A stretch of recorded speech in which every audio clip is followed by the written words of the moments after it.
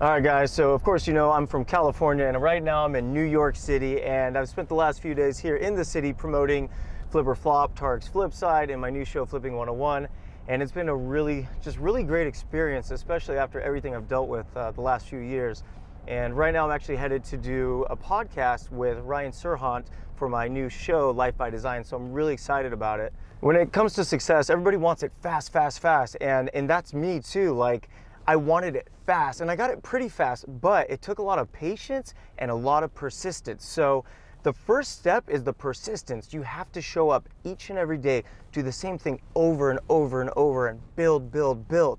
And you have to be patient because it takes time. So while you're being persistent, you have to be patient. And if you're both persistent and patient, you will be successful. And I know this firsthand because I've done it over and over again.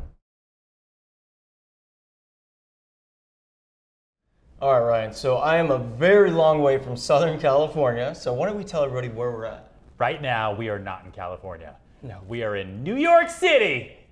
That's where we are. And worlds are colliding right now. I know. I watch you on HGTV. You probably don't watch Bravo. Of course I watch Bravo. You know, that's why I'm really excited about this interview, actually, right? We're both in real estate. Yeah. We both survived the crash of 2008, or actually I survived the crash and you entered the crash. You're crazier than me. Yeah, true. And we both do reality TV. Yeah. So you're on what season again? 8. I'm on season 8 too. What's up? Season 8. Right, Let's right, shake right. hands. Shake hands. That's what happens. And I think we both air. What night do you air? Thursdays at 9. We're at the same time. We're at the exact same time. Yeah, you beat us though. I mean, you know, it's not really fair. I didn't really beat you. It's just Pretty sure you beat us. inside the demographic, but it just depends on who's watching. Yeah, I was like looking at ratings like the other day, and it was like, you guys are always like first. It's like huge, and then the line beneath it was like, $1 million listing had a cool uptick, guys. Take a look. Last second, you're Yeah. like, shit, circle it. Like, no. Yeah, no, I circled it, and I was like, look, guys, look, we are right up there. It's So, crazy. I know, so it's wild. So we do have 2 wildly successful real estate TV shows. Hold on, sorry. Oh, wow. Deal. Oh, Tone. this is a all right, that's a $6.3 million deal. I'm gonna put it in my pocket for 1 second. For just 1 second. Yeah. So yeah, like I was saying, we both have wildly successful TV shows. And I got into real estate in 2003, and you got into real estate in 2008. Yeah. So let me ask you this. Okay. So that was like the worst time to get into real estate. For people who were in the business, sure. Right. Actually, for a new person, it might have been a good time because you didn't know what else to expect, and it probably taught you what hard work was. So how did you actually end up getting in real estate? I moved to New York City after college in 2006, and I wanted to be an actor, so that's what I was doing. I was doing theater and short films and all that stuff, and then I ran out of money, and I didn't want to move home to Colorado at the time, and because that's really what you do, right? You come to New York, you try, it doesn't work, you move home. New York is just too expensive. I had a friend who I went to college with who said, listen, don't move home, don't become a waiter, don't become a bartender. And I knew a lot of like actors who were 50, 60 years old who were still waiting tables that they started doing when they were 25 just to pay rent. And I was like, I don't want to be that person. Right.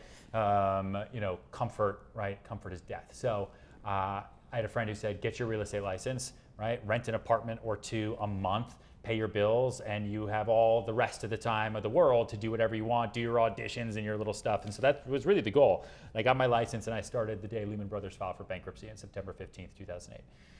And for everyone else, that was a really bad day if you had money or had a job or had lifestyle expenses to uphold. For me, like my rent was $1,100. I was at 38 West 31st Street in Koreatown. Like I had to rent an apartment for $2,000 a month and my bills were set. Right, because the commission would be $2,000, 1 month's rent, and then I would pay my rent. I'd have food money. Like I was good, man. Yeah, and today I'm assuming your rent's more than $2,000 a month, right? Yeah, no, I don't pay rent anymore. Exactly. So there's a huge transition, and you've gone through a big journey. So you got into real estate in 2008. How long did it take before you actually started making money? Because some people it takes them 2 months, 6 months, a year, 5 years. It took me 3 years to like feel like I could possibly do this, right? So like 2011, let's say, $1 Million Listing came on the air first in 2012, and then I was still super new, but I was making enough where I could afford a new apartment and still pay rent, right? Yeah. Where I wasn't like panicking all the time. And then from there, things just started to steamroll. And then how did you end up getting the show? I went to an open casting call in the Hudson Hotel in Times Square with 3,000 brokers. There was an open casting for your show. Yeah, they had it because $1 Million Listing was a show based in LA, and they wanted to do the New York version. I think they tried to do it a year or two before, but the market just wasn't there. So in like 2008, 2009. So in 2010, they sent out an open casting call that said, if you're a young broker and you're the best and the hungriest and the craziest, Bravo's spinning off to do a New York version. And my boss said, you should go to this, because I used to act, right? You're like, you know what to do in front of a camera, right? And I was like, I guess so. And so I went, and I just remember there being a huge line, and it took like 9 months of auditions, and they followed us around, and then they cut it down, and they followed us around, and they cut it down. And then they cast me at the end of 2010. We filmed for an entire year, and the show came out March of 2012. That was season 1. That's wild. So it's so funny. So my show started airing season 1 in 2013, and we're both literally on season 8 right now. Yeah. So that's really cool. So I have a question for you. So you're like going against 3,000 other brokers. I mean, how nerve-wracking was that? Yeah, like what's that like? I mean, I was so used to auditions, so I didn't like really care. And I think what helped me the most is like when I was trying to act in the city, every audition I went to, I wanted, right? By this point in my life, like in 2010, I gave up acting. I didn't want to do it anymore. It was stupid. Like I really liked real estate. I liked the idea that I could go outside on the street and meet someone, and maybe they would rent an apartment. I would make money. Like I didn't want to go and do some show or plays anymore. Yeah. So I went into that audition. I just did not care. Like all the questions they asked, I didn't care. And I think in hindsight, I think they liked that. And I think they were like, oh, this guy's kind of an asshole. And so I think that was then the role that I had to play. Perfect. Even though that's not really like who I am. So season 1 and 2, I'm like kind of this jerk broker, and then I kind of had to like morph back into who I actually am, which is, probably the greatest guy in the world. So just yeah, I like that. I think, not cocky at all, by the way. Cocky's great. So here's something. Yeah. Because I want people to the whole idea about today is about being persistent and being patient. Sure. So literally 11 years ago, you got your real estate license with nothing. Today, huge hit TV show. How much dollar volume have you sold in real estate? Oh man, I do about $1 billion a year now. So I don't know. We've done probably $5 billion since I started. But yeah, it's about $1 billion a year. So for those of you who don't know much about real estate, $1 billion a year in real estate makes him one of the top brokers, not in the city, not in the state, not in the country, in the world. That is wildly, wildly successful. Yeah, you have to understand too that I would not be able to do that anywhere but New York City. Like New York City is the house, right? It's like we gamble all day long. This is the casino. Yeah. And so I'm playing with the house's money. Like right now you're in 101 Wall Street, right? You're in a building, and the sellout here was $200 million, and this is one of our final units. This is the penthouse, and I'll show you around later. It's asking $5 million. So for me, one listing agreement gets me a lot of apartments, right? We have my first project ever when $1 Million Listing started was 99 John Street, which is literally right over here in the financial district, which is 442 apartments. It's a $500 million sellout from one listing agreement. Wow. And you just show those apartments all day long. You pick one, you pick one, you pick one. So it's a different world here compared to everywhere else. Oh, it's definitely a different world than the world I came from, like real estate. It's funny, like we're both in real estate, but mine like walking into like crack houses and roach infested dumps, and like you're in these beautiful penthouses. But I'm sure you come across some really cool stuff. Have you ever flipped a house? I have not personally, no. In New York, it's hard.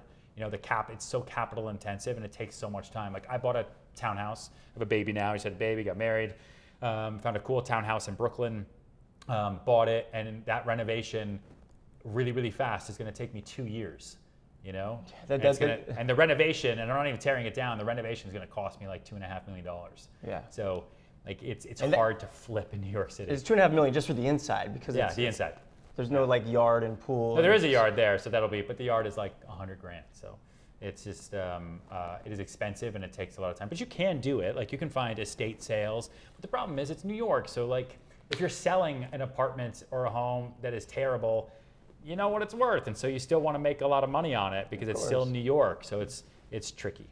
So when I talk to people, I talk about defining moments in my life or events that change the trajectory of my life. Sure. And you're a huge success in the TV world, in the real estate world. You've made it, yet you're still going. So was there ever a time when you doubted yourself on this road to success? Like every Monday at 8 a.m. probably. Okay. No, I love that you say that, because a lot of people that are watching this, they need to understand that every successful person you see has failed. They've doubted themselves. They've felt like a failure, and that's part of the process. And I always talk about winning, and the only way you win is by never quitting, right? So you can't fail if you don't quit. And that's one of the keys to success that I see, and that's obviously why you got to where you got. And then how different is reality TV, by the way, than actually acting? I mean, totally different. Reality TV, there's a camera that follows me around for a year, and we have stories like they're going to film this building, they'll film this unit, and I'll tell them when we're going to have open houses and stuff. I'm not walking in with a script. Yeah. But going back to what you're talking about, like just persistence and like the work, it's true. The higher you go, the harder you fall. So now, like when I started in 2008, 2009, 2010, a broker in New York City, no money. I'm not from here. Yeah. I didn't know anybody. I didn't go to school here. I don't have parents from here. Yeah. My first clients were on the street and through Craigslist. That's how I met people, and I would do rentals, right? I meet 3 girls who just graduated from NYU who want a 3-bedroom apartment for $3,000 because they can each afford $1,000 a month. I'd have to deal with the parents who would guarantee the lease. I'd have to go through the lease application process, and then at the last minute, they would find something on their own and go rent it. Sorry, Ryan. And that would be like 3 days of my life. So I didn't make any money, and there's only one of me. But you just keep pushing, because what's so great about real estate is that every day is a new day to turn it all around. Like that's why I'm still doing this. Yeah. Like I could lose that phone call that just happened, right? That's an apartment that we're selling in Tribeca right now for $6.3 million. That could be the guy calling me to tell me he's out, could be calling me to tell me he's signed. No matter what happens, tomorrow is a brand new day where I'm going to meet somebody else to do a new deal. That person's going to get off that boat and say they want to buy this. You never know. And that's that persistence, right? That's that persistence. And also the patience to know that tomorrow's another day, next month is going to be another month. Everything will always be okay as long as you keep at the work day in, day out. Yeah, it's really important. So you've built that mindset over the years, and I understand exactly what it takes, because I have that exact same feeling. But early on, when you were, you're struggling, you don't have much money, and you're banking on this $3,000 a month lease, and these people cheat on you, and they go rent a house with someone else. How did you continue going? Is it because you had no other option, or what kept you going? Because why didn't you want to quit? That's my question. So I call that like my wall, right? Like my back was literally up against the wall. It's for me, and in hindsight, it was the best thing. At the time, it sucked, but I was out of money. Yeah. So it was either go home, and I wasn't going to be homeless. Yeah. My parents have a nice house. I can move home. But that to me was utter failure, right? I didn't want to ask for help financially, because that would then suck. And then I didn't want to be addicted to it. And I didn't want to get a survival job where I was going to be a slave to punching in and punching out somewhere. And real estate, I saw what big real estate brokers could do, how much they could make, the freedom they could have with their life, how entrepreneurial the business was without really taking a whole lot of risk other than just your time and your sanity. Yeah. And it was like that, I think I could do this. And with my acting background, I knew how to improvise, I knew how to talk to people, I knew how to move around, and I didn't want to be stuck at a desk. And so I pushed through every day knowing that New York is a massive city, right? 12,000 homes will sell here this year, right? There are 80,000 brokers in the city though, so the competition's really, really, really, really steep. But if that guy can do it, then I could do it, and I'm just gonna wait till he goes to bed. Yeah, and that's the mindset. In order to be successful, you have to have that mindset. If he can do it, I can do it, and I'm a huge believer in that. So now we're looking at your life, like I said earlier, hit TV shows, selling billions of dollars in real estate, yet you're still here working, shooting, you're still doing this. Yeah. What is your end goal? What is your target? What keeps you going today? To be you. No, come on. Dude, I'm gonna be on HGTV, man. No, come on, I'll go on, bro. We'll switch. We'll switch shows for a month. My end, man, to do bigger and better. For me, the success we've had is okay because it provides some safety and it allows me to open more and more doors. But I don't know every seller in this city. I don't know every buyer. Every day deals get done and they don't get done with me. And that pisses me off. Yeah. Right? And that's and it's kind of weird to talk about because then people are like, oh, that's greedy, that's stupid. You'd be happy with it. And I absolutely am. And I'm very, very grateful. But at the same time, every day deals get done and they don't get done with me. And I don't know why.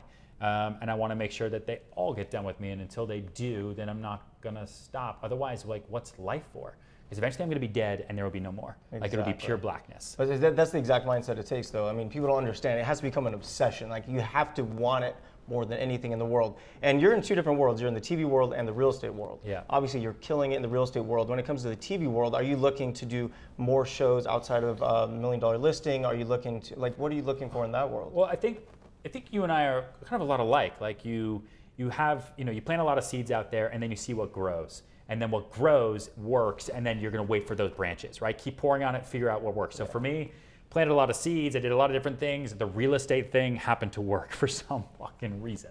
So, okay, did that. So from that comes $1 Million Listing New York. From that then came the spin-off show, Bravo, about my wedding. Then from that came Sell It Like Serhant. From that came the book. From that'll come book 2. From that comes the vlog and all the social stuff. From that comes my online sales course, which comes out this Thursday, so on and so forth. Building the team, selling more, going into different networks and all that. So just milking it all as much as you can because you can. Like why would I not? It's fun, isn't it?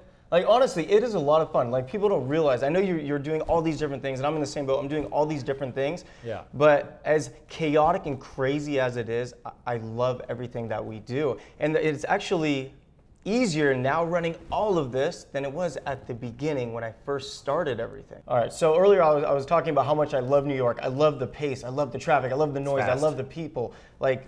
You came here, you're not a New Yorker, so for you to land here and be thrown into this lion's den, that is wild. And New York City is one of the, if not the most competitive real estate market in the world. Yeah. So what was it like here? Terrifying. Yeah. Yeah, I'm now very much a product of my environment. You know, I remember maybe like a year after getting into real estate, going home for Thanksgiving and just talking to my parents at dinner and talking to my little brother and asking me like what my life was like talking. And I realized that they were being totally silent, staring at me. And my little brother looked back at me, and I will never forget this, and was like, dude, you're different now. He's like, why do you talk so fast now? And I didn't even realize that I was doing it, but I think in New York, there's only so much time. And I live and die by every single deal that I do. And if I waste a single minute, like I'll never get that back, right? Like it's literally, like it was 2008 a second ago. Like I was 26 getting into this business, super excited to make $500. Yeah. Now I'm like, you know, now life is different, season 8 of the show, doing different deals. Now I'm like, shit, I don't care about the $500 deal. I care about losing that $1 billion building.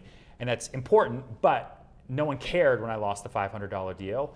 Now if I lose that building, everyone will care, everyone will know.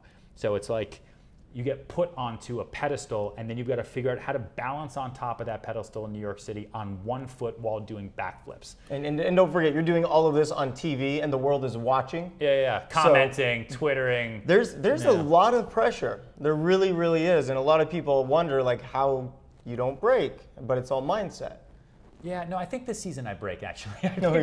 I've seen it in the trailers, and I was like, damn it, I forgot that. Well, in December of this past year in 2018, the stock market crashed, and this is the financial capital of the world, so a lot of our clients are tied to Wall Street, and like that day, right, Trump was doing his thing, market was tanking 500 points, 800 points, 700 points. Every deal we had on the table, everyone was backing out. Everyone was like, yep, recession's back, 10-year rule. Yeah. We found it, it's over. Every client was calling, firing everybody. It was insane. The world didn't come to an end. Everything was fine. New Yorkers are the greediest, cheapest people, like with no attention span whatsoever. So you gotta kind of deal with it. But like, I cracked a little bit at that moment. But like what we talked about at the beginning, right? Like you got to like wake up and just go and be thankful that you're in New York City, and every day I walk by someone I've never met before in my entire life. Like that's crazy. When I lived in Steamboat, right, and we'll be in Steamboat this weekend where my parents are in the house and the ranch there, like I couldn't walk down the street and not see someone I knew, right? It's like that's what life was like. In New York City, I could literally walk from here back to my office in Soho, and I will never walk by a person that I've met before. Like that's what's insane. I love this place. You're talking about the stock market crash. Like I was on CNBC yesterday, and there was some things going on in the stock market, as you know, and they were freaking out. It was like they cut my segment in half. So right, this is like the financial capital. Like New York City is the hub. So. And they feed off of it, though. That's the problem. They do. And then you talk about 1,000-minute rule, right? Yeah. Tell me about that. Yeah, for me, just like with goals, right? You're like, what are your goals? I want to sell this much, or I want to make this much. It's too big of an idea. So I always break down financial goals based on, okay, I can sell 5 apartments this month. If I do that, the average commissions will be this. So that's my goal. It's realistic. I know how to find those 5 people to do that.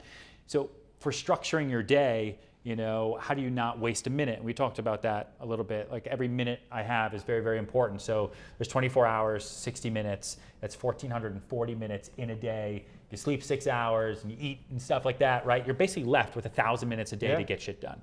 And that 1,000 minutes is very, very, very important to me. And for me, thinking about it that way, like I've got 1,000 minutes a day and I wake up rich with time. I wake up flush. with my bank of time, and I'm the CEO, and I can do whatever I want with it. I can spend it like an idiot, or I can spend it really wisely. I can invest it, whatever I do. When I wake up, that's what I think. I got a brand new $1,000 worth of time in my pocket, and let's go spend it wisely, and let's figure out how to make the most of it and make our money time grow. You look as time as currency. That is very, very well said. So we're about to end here, and I love that.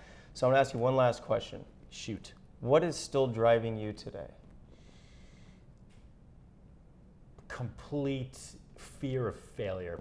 I don't know, being honest with you. That's my biggest fear in life is failure. Yeah, I think that's like, I don't want to miss a shot, right? And I don't want to take a step back ever. You know, we work so hard to move forward. Like, I don't want to take a step back. I don't want to lose ever. You know, I've come this far. Winning is just the beginning.